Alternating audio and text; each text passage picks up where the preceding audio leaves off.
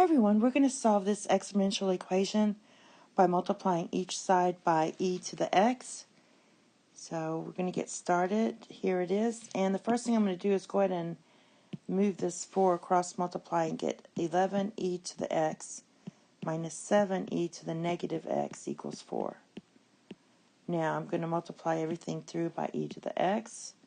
And I'm going to multiply by each term. So it's 11e to the x times e to the x minus 7e to the negative x times e to the x equals 4e to the x.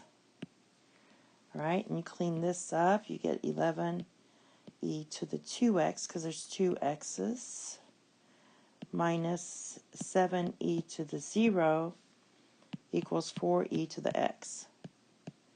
I'm going to go ahead and rewrite this as 11e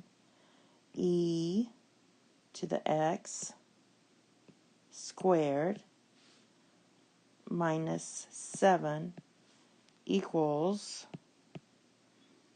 4e to the x, which is basically 11e to the x squared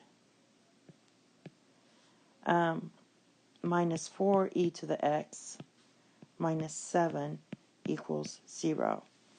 Now what I'm going to do is let e to the x equal w. So this is going to make it a little easier. And I'm going to substitute this for w.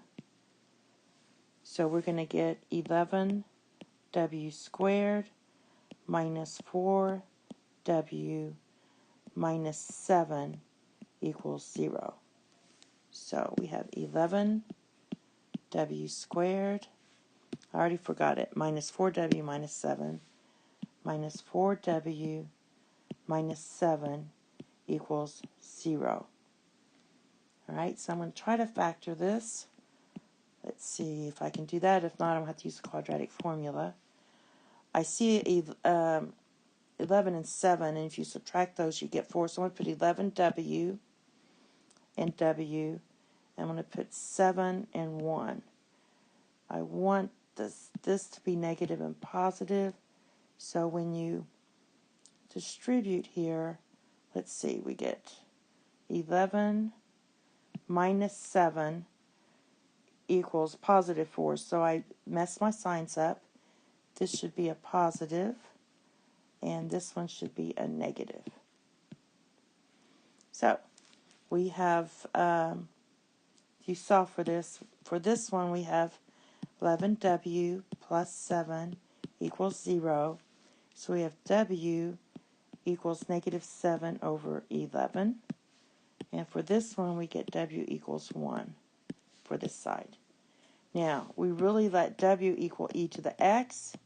So now we have e to the x equals negative 7 over 11. And there's no such thing you can put into that x to give you a negative 7 over 11. So that's an extraneous solution. For this one, we have e to the x equals 1. And you can just know by looking at this that anything to the 0 power equals 1. So that means our x equals 1. Alright, you could have also taken this and taken ln of both sides. So you would have taken, I'll put it over here, ln at e to the x equals ln of 1. Use your power property.